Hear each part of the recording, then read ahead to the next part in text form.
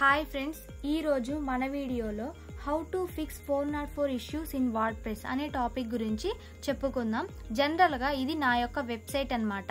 ఇక్కడ ఏదో ఒక ఇంటర్ఫేస్ని నేను క్లిక్ చేస్తున్నాను. ఇక్కడ చూసినట్లయితే మీరు నేను క్లిక్ చేసిన తర్వాత ఇక్కడ 404 ఎర్రర్ అనేది నాకు రెక్టిఫై అవుతుంది. జనరల్గా వెబ్సైట్లో ఇటువంటి ప్రాబ్లమ్స్ అనేవి రెక్టిఫై అవుతాయి అన్నమాట. దీన్ని ఏ విధంగా సాల్వ్ చేయాలో చూద్దాం. దీనికి ఏమీ లేదు, ఓన్లీ సింపుల్ స్టెప్స్ ఉంటాయి అన్నమాట.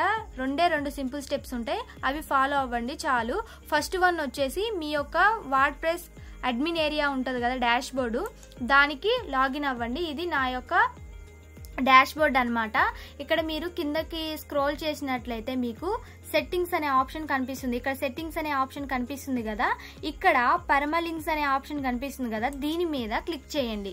ఓకే, క్లిక్ చేశారు కదా.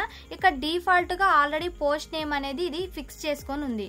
సో ఇక్కడ అలానే ఉంచి ఏం చేయొద్దు, ఇక్కడ సేవ్ చేంజెస్ ఒక్కటి క్లిక్ చేయండి. ఓకే, ఇప్పుడు డైరెక్ట్ గా మీ యొక్క వెబ్సైట్ లోకి వెళ్ళండి. ఇది నా యొక్క వెబ్సైట్ కదా, ఒక్కసారి రీఫ్రెష్ చేసి